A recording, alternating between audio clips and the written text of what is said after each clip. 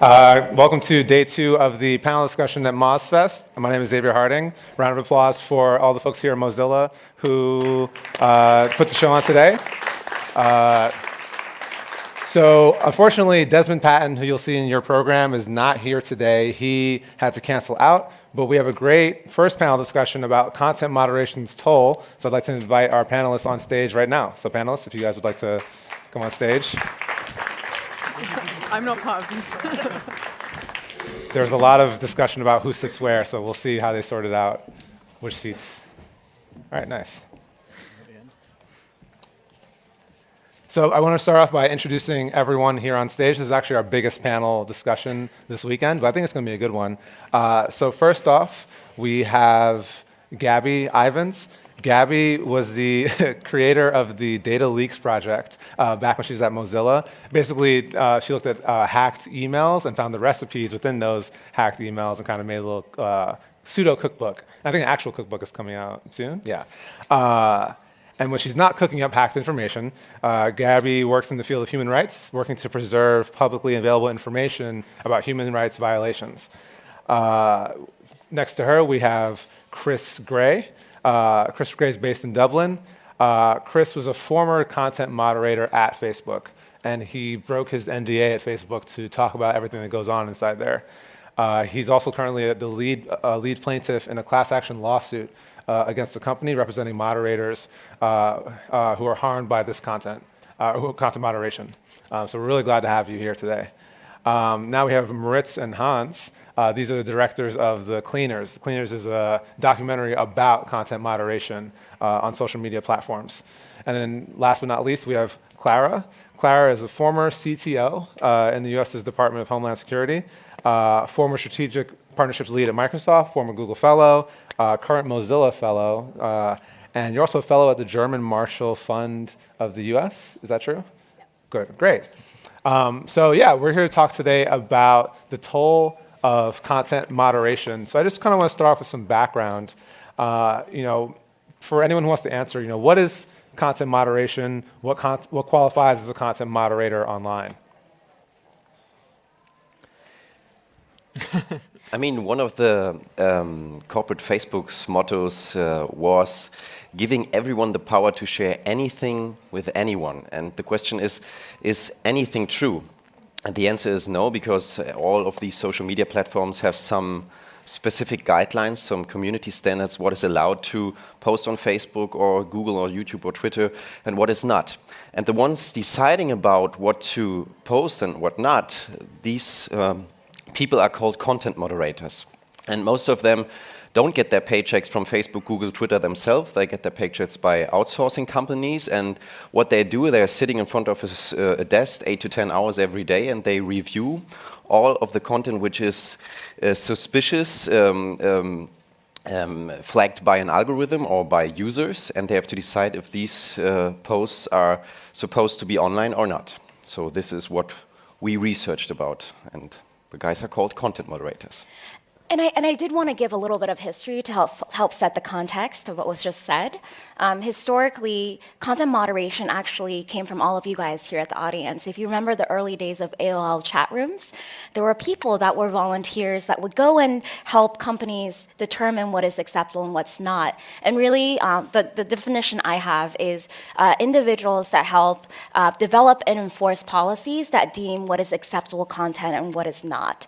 And there is actually a gradient of different professionals that work in this field. So what I just described historically has been content moderation as a volunteer industry in the early days of the internet, where this professional field did not even exist.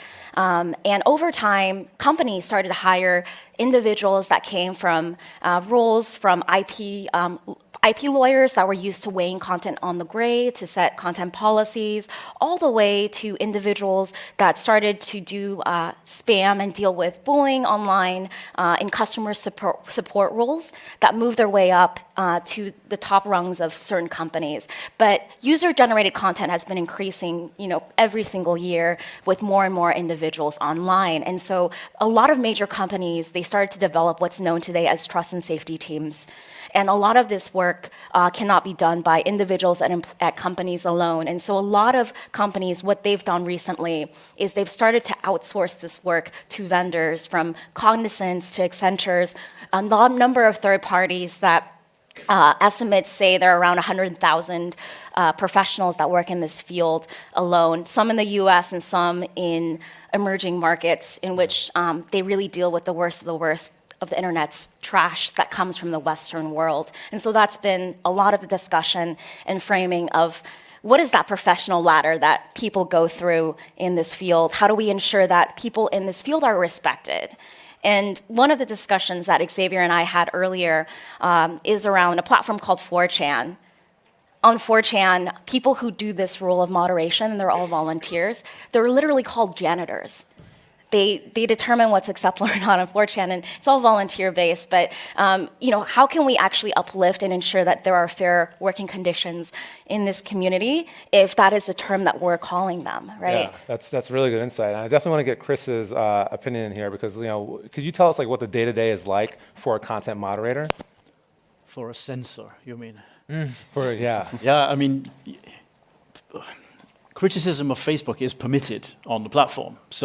And then people complain about the criticism, and I will see messages telling me that I'm a Nazi, or I'm killing free speech, I'm censoring people. So we're quite happy about that because, fine, you can say what you like. My job is actually to allow you to say that, and I can send it back and say, no, not violating. And then I click the button, and I get another one, and it's just, to be honest, most of the work is tedious. It's just people reporting each other because they're having an argument and they want to use some process to get back at the other person.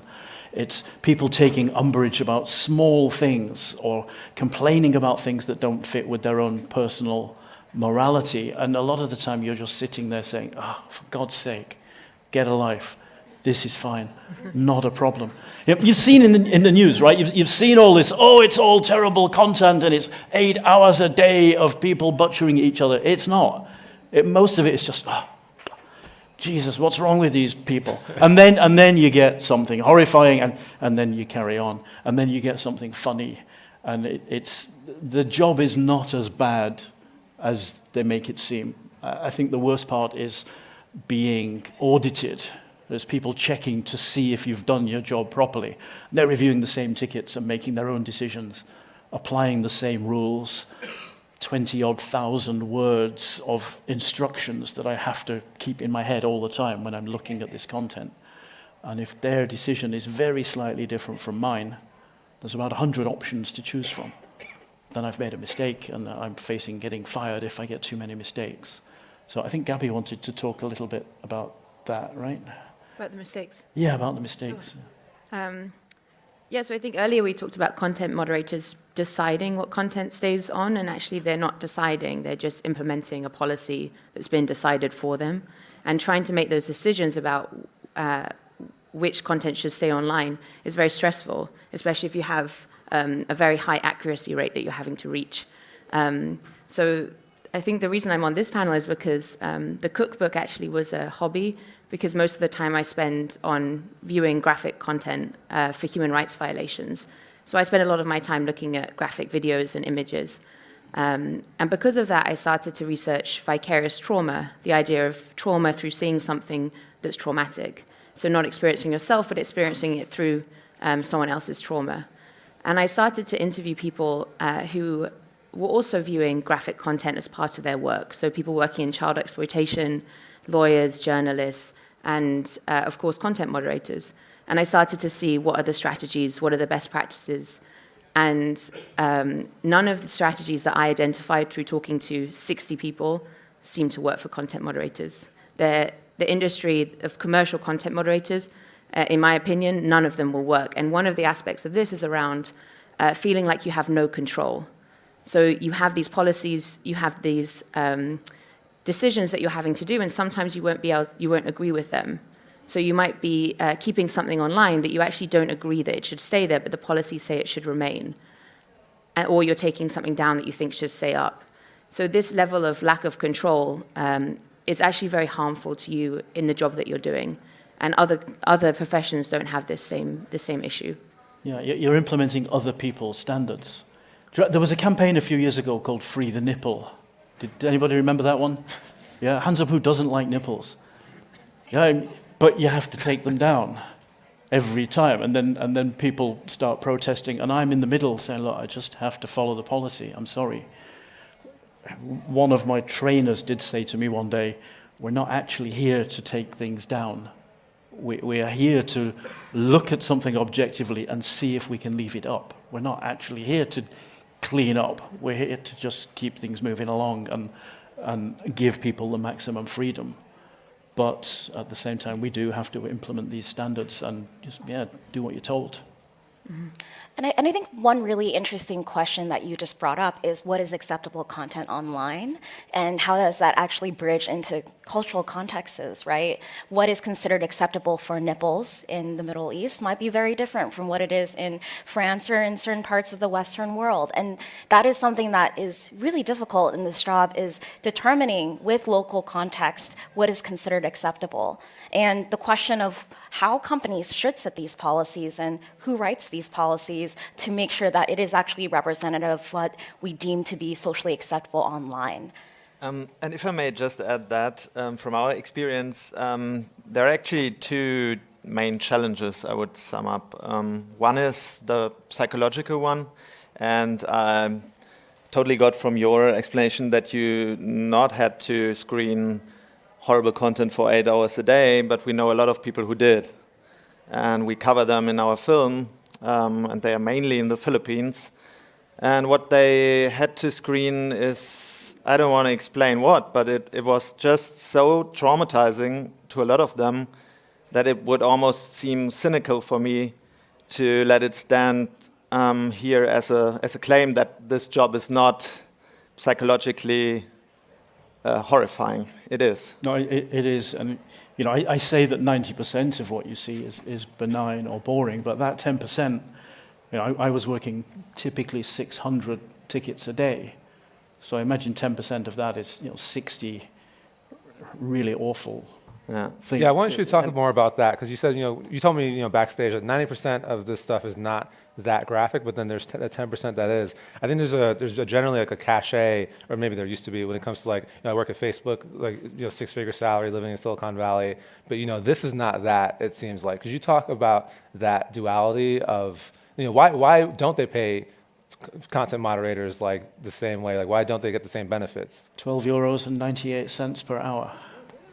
Yeah, fantastic, huh? Yeah, and and I pay taxes on that. Yeah, and Dublin rent. And between $1 and $3 at the time we researched in the Philippines for an hour. Wow. And that was also the reason why we focused on these people there, because actually for them it's even harder a lot of times to get the lobby or to at least get their thoughts on this work being heard. And in our film we cover people who just had to stay in the job because they were the breadwinners for their families, sometimes 6-7 people, and their lives they financed. And they didn't get any psychological support. I mean, there was the psychologists come in every 3 months, and then the whole staff was gathered in a room like here now, and then the psychologist asked them, how do you guys feel? And they were like, now I should share my thoughts on the job. I should share my psychology. Finger painting and yoga? No, we did. no, Every couple of weeks I would get an email saying, hey guys, finger painting tonight, come along. Great, wellness team, thank you guys. Yeah, nice. I mean, it's highly cynical, the whole thing. And and a lot of people just stay in the job for, let's say, 3-4 months, and then they have to leave because otherwise they just can't cope anymore with the psychological damage they are suffering from. And then they are just left alone. There aren't any psychologists following up with them. They're just left alone, and you never know when the trauma will join you.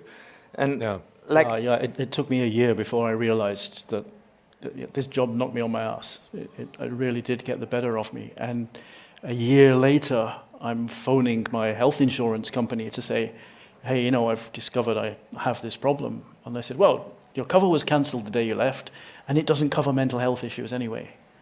And I have a friend who is paying for counselling and medication out of her savings. She's not working. She can't go back to work at this time.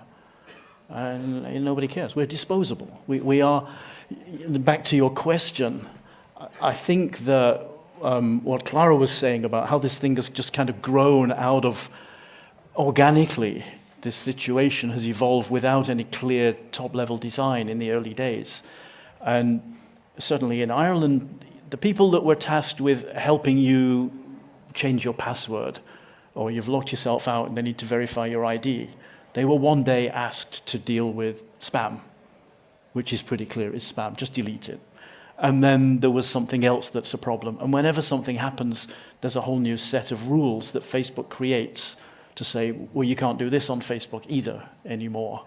And now it's this massive, massive set of documentation that you have to master to a 98% level of accuracy. Yeah. But you're still treated like a guy whose job is to say, yeah, this passport matches this profile picture. Mm-hmm. And you're expected to reach the same level of accuracy all the time. And you can't, because you will never make enough detailed rules to cover every eventuality and expect somebody to hold them in their head. Mm. And that is the problem about the media, the debate we have in the media a lot of times about the problems of content moderation. And whenever Facebook, YouTube, Twitter, they're confronted with critique, it's always about their policy making. And I guess that's mainly wrong. And we should mainly focus on how it's executed. And I guess already the word executing these rules is wrong, because in a lot of cases, you really freely have to interpret them. You have to take decisions based on these guidelines, but you have to take them. And it's still you have to receive what is in the image. Is this like promoting violence, or is this documenting violence? Is this a caricature? Is this like covered by the First Amendment, this kind of thing? Or is this already out of the borders like of free speech? Yeah. And this has to be done in such a speed that, as you say, it's the mistakes which are made are systemically made. That it's not a question of how the guidelines are designed, but a question of how much time is given, and in the end, how much support, how much money, how much resources are given to these people. And they get a 3 to 6 day training, in our case in the Philippines. Like they got a crash course on identifying Nazi symbols, like on a 1 2 day training base. Like they were told, okay, be careful with ovens, be careful with rats, these might be anti-Semitic. But they didn't have any clue about the context of the hate speech of neo-Nazis in East Germany. So there are so many implications which are just made for money, for profit reasons. So we really need to question this. We need to question if it's a good idea to give our digital public to a private company, or let's say 3 private companies deciding about free speech in the online world. That is not the way it should be handled. Yeah, I want to actually pass the ball to Gabi for a little bit, because we were talking a little bit about, not just Facebook, but a lot of big tech companies nowadays. For a while, they would frame themselves as kind of like, saving the world. Like, we're doing this because we're doing it for the better of humanity.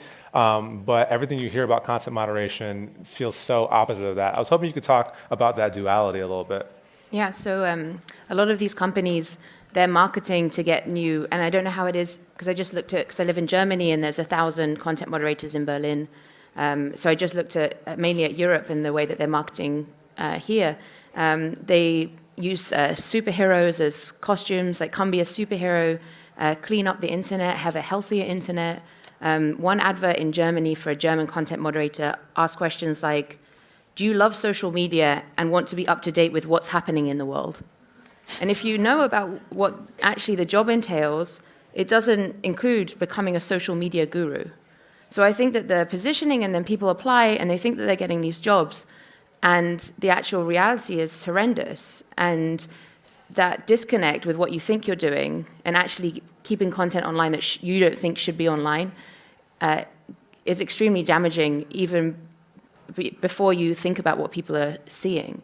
And for the work that I'm doing with human rights investigators, the kind of 6 buckets of strategies that are the most useful is to be able to control and know why you're doing what you're doing, to be able to be selective, to be able to identify what your triggers are, to control your physical environment that you're viewing the content in, to talk to other people, like have peer-to-peer support, and then be able to tell your managers that you're struggling.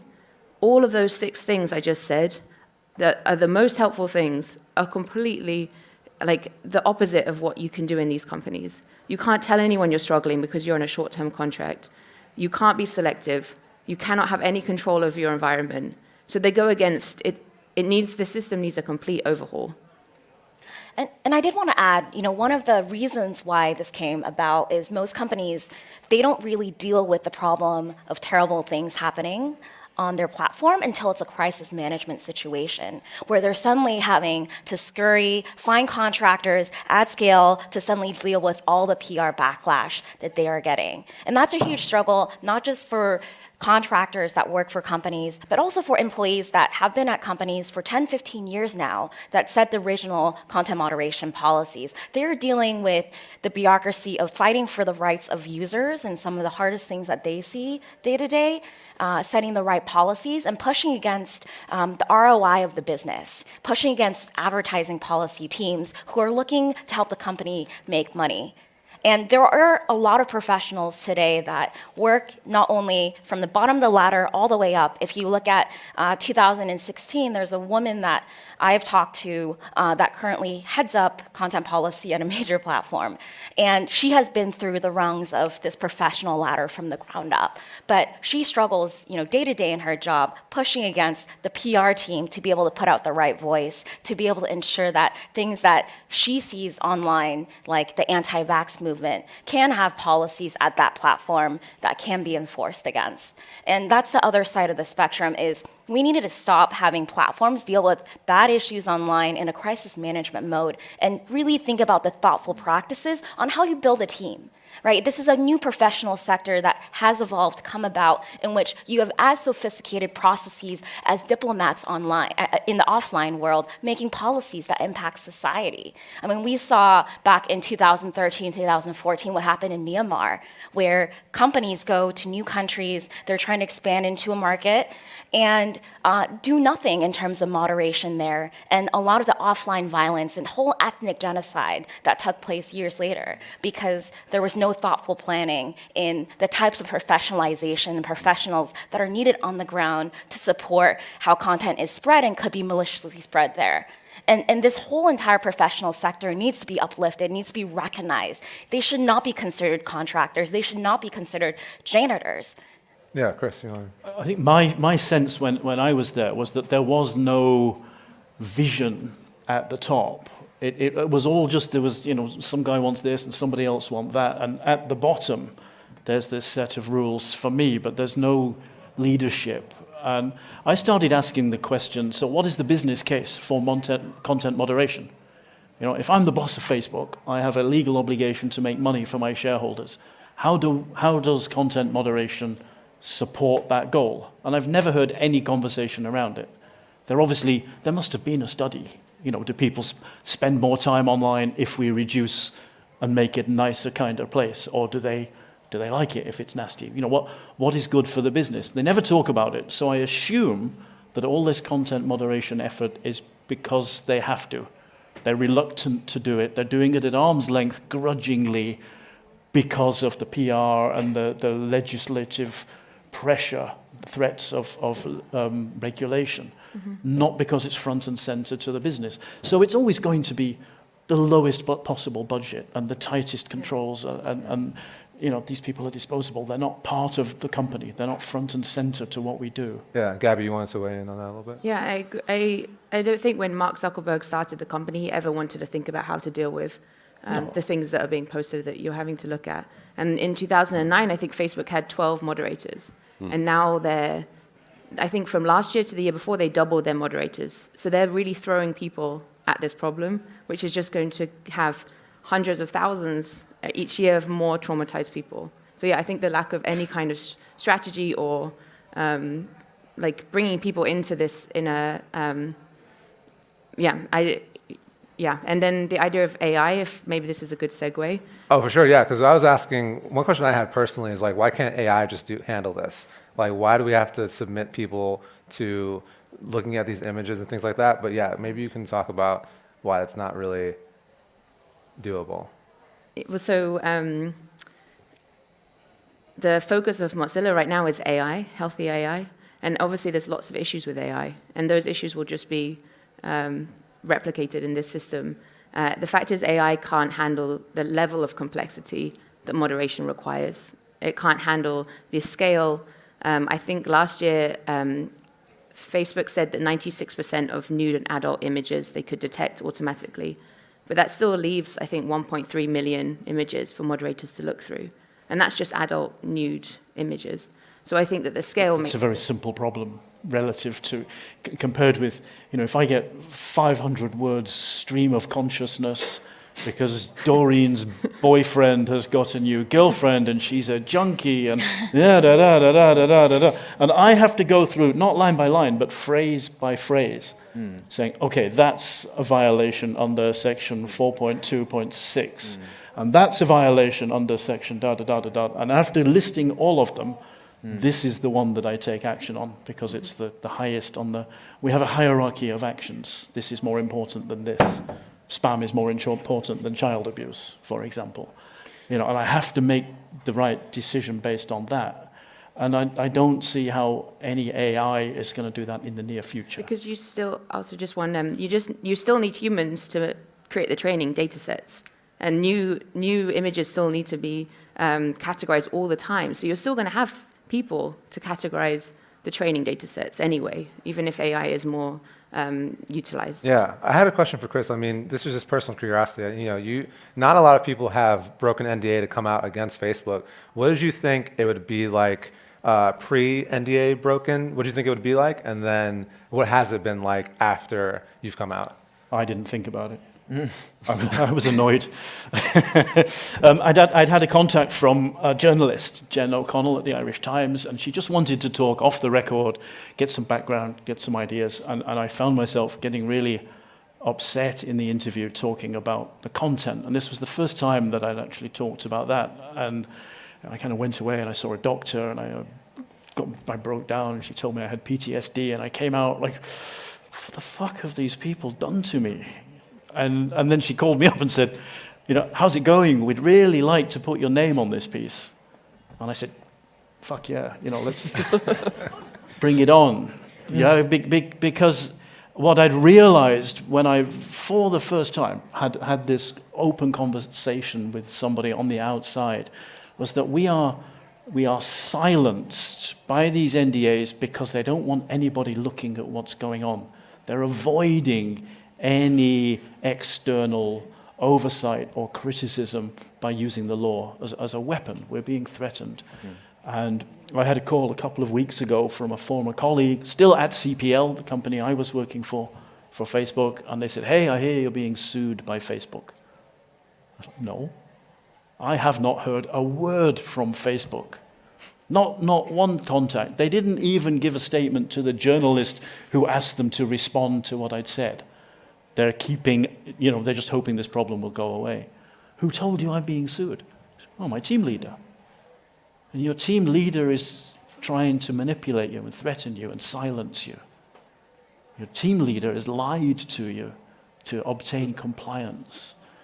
And what kind of way is that to treat your staff in a modern democracy? In a company that is dedicated to transparency and openness and sharing information. Privacy is dead, Mark. Yeah, this is supposed to be the world where everybody's accountable for everything, except for the companies with the power. I think this is really important because we experienced exactly the same in the Philippines, that this is a very, very secretive industry and everybody is not allowed to talk about what they are doing because everybody signs non-disclosure agreements, and especially if you're traumatized, this is the worst which can happen, that you're not allowed to talk about your emotions, not allowed to talk about what's happening. Can't talk to anybody. Not talk I even mean, to I've never families or talked to my friends. wife about this work. Exactly, yes.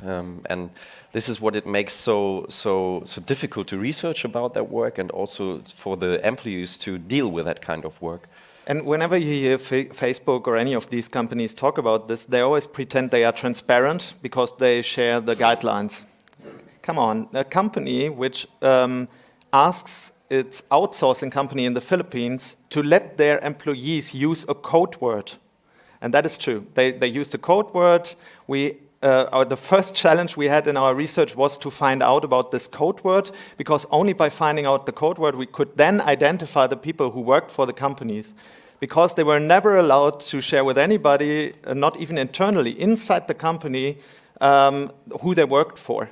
And they always had to use this code word Honey Badger Project. This was exactly it in the Philippines at the time we were researching. Honey Badger Project was Facebook. And everybody inside the company, inside this account, knew that whenever they talked about with anybody else in the company, they had to use it in order to hide as perfectly as possible what they do there. And that is, I guess, the opposite of being transparent. They do a lot. They hire a security company just patrolling around the office rooms. They threatened us and threatened the people talking to us that in case they share anything about the company, they can be sued. They can not only lose the job, but face fees. It was really horrifying when we were there, and we really had to find a way how to make this film. And it took us so long to find a slight legal way how to, on one hand, protect the workers, the employees, and on the other hand, to make this film and to make it in a way as clear as possible. Yeah. Clara, I think I jumped over you a couple questions before. Did you want to jump in? Yeah, I did. Well, I did want to go back to what Gabi had pointed out about AI, right, and automation. And one of the biggest fears for AI is, will a workforce that usually does a lot of the manual work be automated away one day? And when do we decide to bring in contractors into the fold versus using other types of technologies and processes? And that's a lot of my research, is really looking at the tools that most professionals use today to determine acceptable content online. How do you do detection? How do you do enforcement?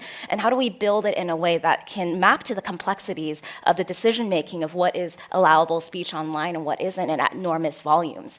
And so, for example, for most people that have seen in the news what happened during the Christchurch shooting, live stream video content, there's a lot that we can learn from child online streaming, for pornography back in the early days that were operational practices. But there are things that are really hard to do with AI alone. And so an example with Christchurch was, because the volume of content was spread at such strong speeds, it was really hard to have human moderators come in and quickly take down one by one. And so one of the operational practices Facebook did was use AI to be able to quickly take down that 17 minutes of graphic content and to be able to do it quickly at scale. But there are very different processes for how a company, for example, responds in the instance of a foreign influence operation, when there are foreign actors that come in and try to manipulate content on a platform, and users seeing from the other side their accounts being taken down for no reason.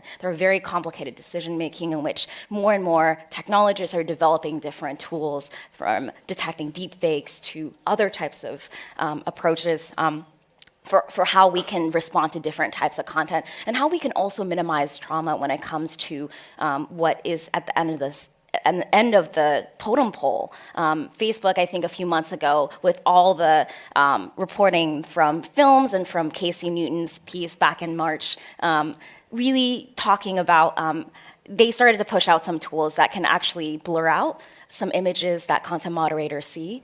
So there's different experiments that have been happening, but again, it's really, really hard to completely use machines as the dependent way of assessing content, because it does push against privacy, pushes against freedom of expression online.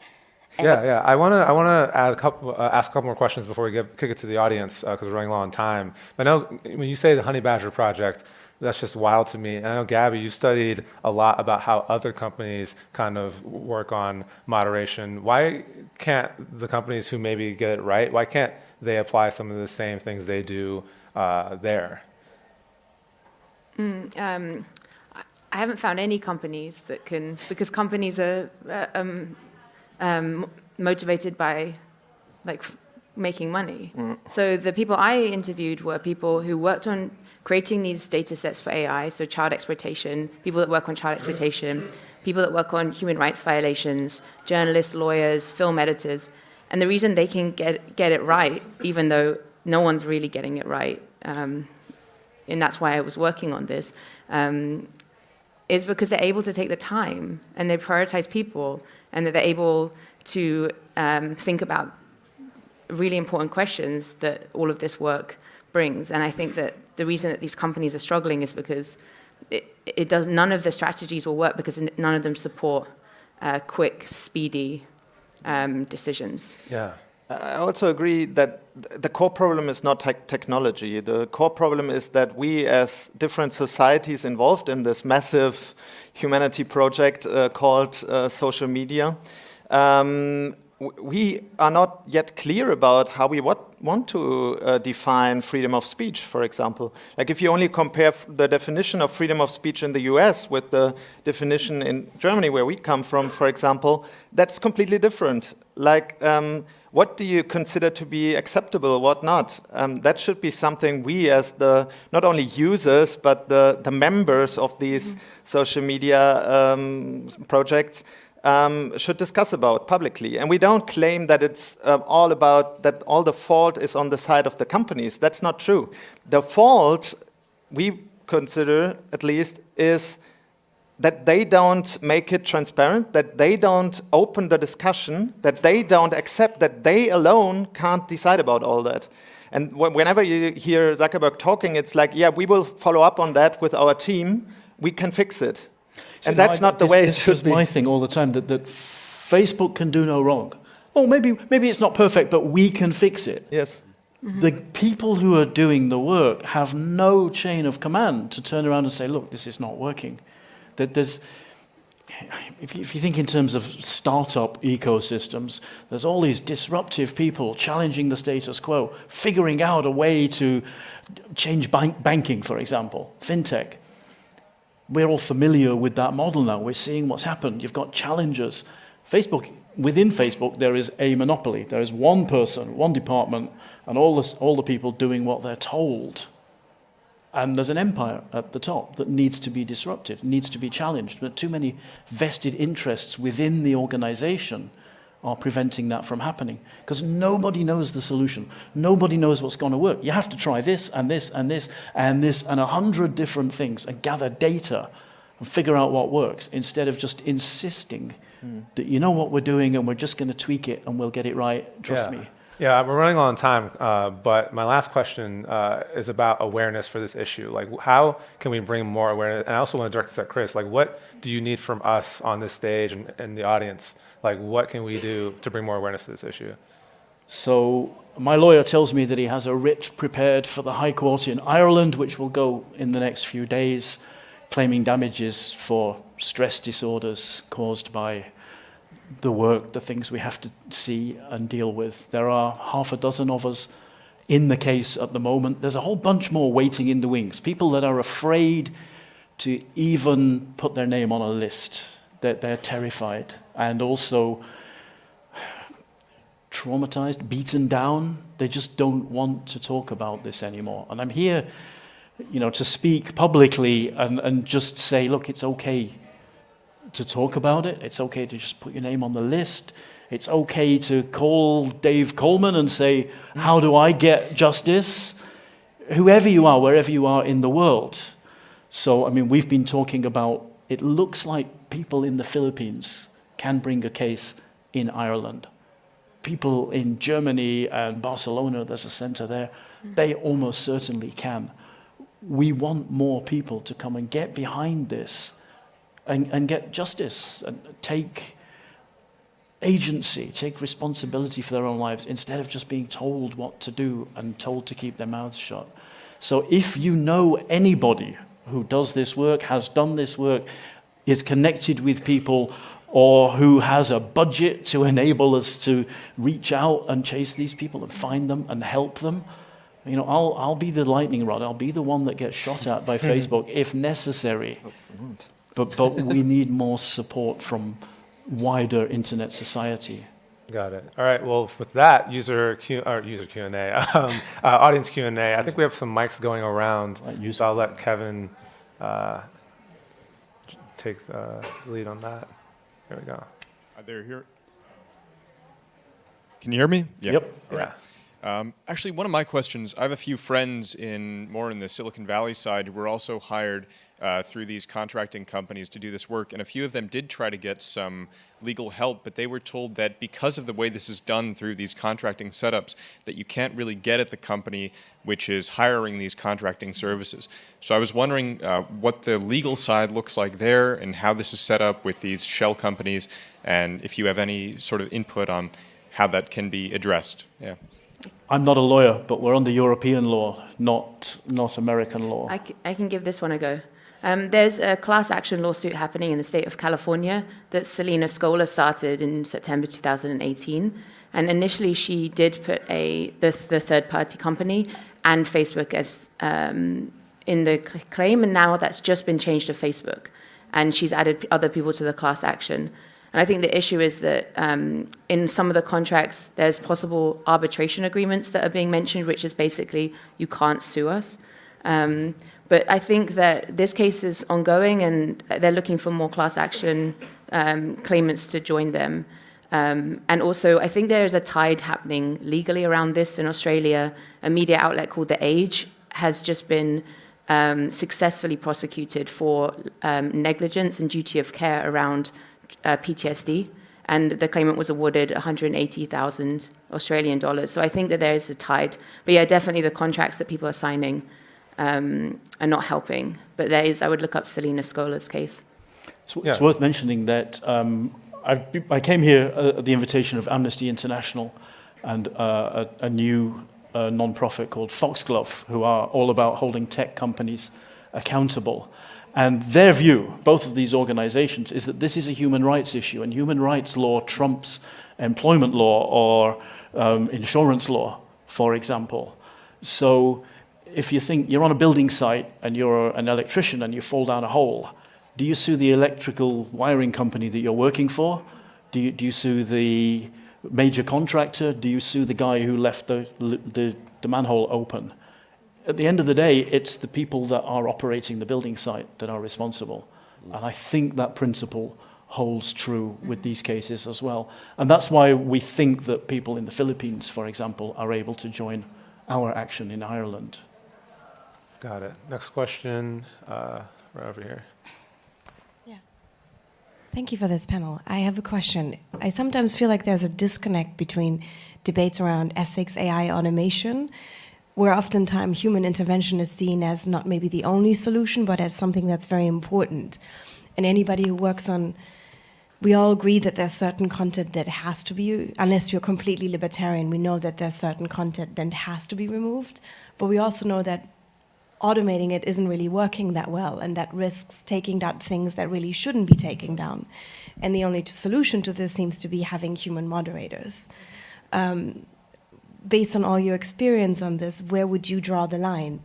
There seems to be a pay or like a cost to both either automation and the human involvement. And I find this sort of like almost a dilemma that's very, very difficult to resolve.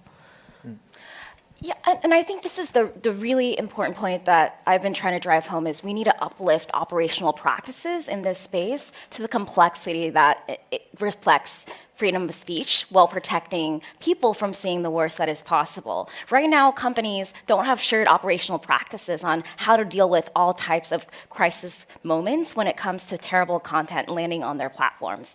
Twitch, for the first time, never had to think about someone doing a live shooting, a few weeks ago, and they suddenly had to figure out an operational response. Should we take that down? Should we leave it up? How do we ensure that it's not spreading to third parties on encrypted messaging platforms, right? And how do we ensure that other platforms that are looser with their terms of service are not hosting that kind of content if illegal? And it's really, really hard. A lot of countries all around the world are thinking about regulation of content because they have no idea what to do. And they don't have any idea what they can do to ask companies to better deal with all types of threats, from foreign influence to terrorist content to disinformation. And this is a huge struggle in which, if we don't start having a more transparent and shared dialogue between industry members and also the general public, it's going to be really hard. And Facebook, set up an observation board to try to bring civil society and a number of actors into the mix to show in more transparency their own decision making. But it is not very clear how transparent that is to the public, how transparent that is to governments. And so really, what needs to happen, at least from the industry side, is much more information sharing around operational practices for us to be able to have the right tools to be able to deal with all types of content at scale. Maybe if I may add one example, which is actually based here in London. It's called Air Wars. Some of you may actually know it even. It's an organization which focuses on proving guilt in the war in Syria or in Iraq. And what they do is they try to archive videos which are uploaded to Facebook, YouTube, Twitter by citizen journalists in Syria or in Iraq, proving airstrikes or the results of airstrikes on civilian entities in Syria or in Iraq, on schools, on hospitals, and so on. And whenever these videos are uploaded, most of the time it doesn't take much time until they are taken down. For good reasons, on one hand, because in a lot of cases they're really cruel. They're covering dead people. They're full of horrifying content. So it's really hard to actually claim that these videos should remain on social media. But on the other side, if we think back on what dreams we had about social media, about the emancipating effect of social media, this is maybe one of the last things remaining as a potential on social media, which we should defend, that this is also a way when the Western media, conventional media, is not interested anymore in covering everything from the Syrian or the Iraq war, that at least civilian citizen journalists have a forum there to still reach a worldwide audience and to make their points.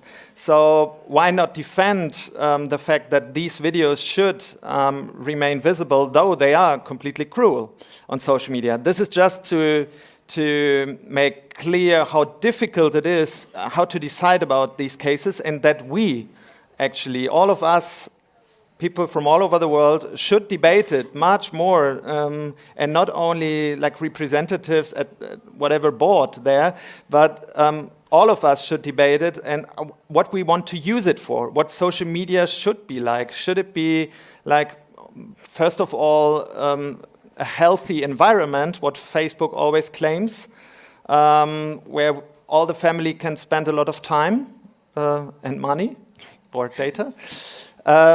Or should it be an emancipating platform like which can help giving people a voice who normally don't have one?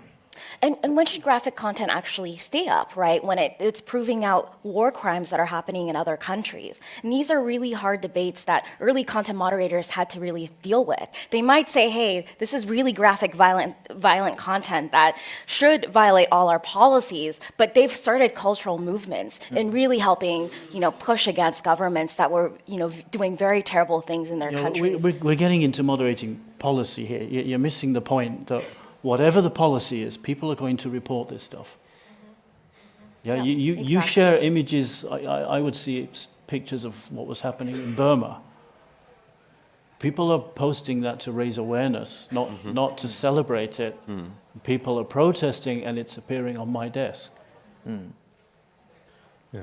And I've got to make a call. Is that baby dead? And then I've got to press the right button. And if I press the wrong button, because my auditor thinks the baby's not dead, then I've made a mistake, and that counts towards my quality scores, and I could get fired. So I'm lying awake in bed at night Seeing that image again, and trying to formulate an argument to keep my job. And it doesn't matter what the fucking policy is. The point is, people are going to post this stuff and people are going to complain about it. And somebody's got to look at it. Sorry, somebody else talk. Yeah. I mean, it just really shows the complexity of policy making in this space, right? No, but And that's that- not what it shows. I think it shows like how difficult this job is and how you have like 8 seconds sometimes to make this decision. And I think that in order to understand how this all works, we have to understand how these companies operate. There should be, the NDAs are there in place so that people don't game the system in order to accept, like, so that they don't get content past the moderators, which is what Facebook said. But it's not, it's to silence people and that we can't see what's happening for, like Clara was saying, 100,000 people who have had this exact same experience and worse. Yeah. Should we do one more question, or I think that's it then. So yeah, I want. Could you clarify the name of that organisation? The Air Wars. Air Wars. Air Wars. Okay. I can yeah. give you a contact later if you like. Nice. Yeah, I think with that, we'll wrap up the panel. Thank you so much for our panelists today. A big round of applause for everyone on stage. We're going to take a... oh, wait, one more thing. Maybe just one follow-up. We definitely want to highlight this book by Sarah T. Roberts. She was one of the persons inspiring us a lot for making the film The Cleaners. And we also cover her in the film. It's a wonderful book. It has a lot of in-depth information about the topic. You might want to follow up on all the academic work of the people on the board here. You might even want to see our film.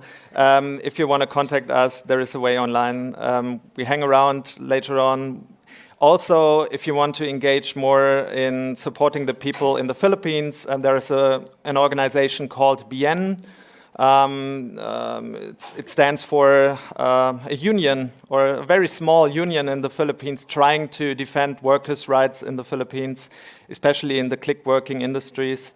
Bien, it's called, like the Spanish word for good. And yeah, I think all these are, or onlinecensorship.org, it's also a site some of you might know, where you can claim whenever you find it doubtful why something is taken down.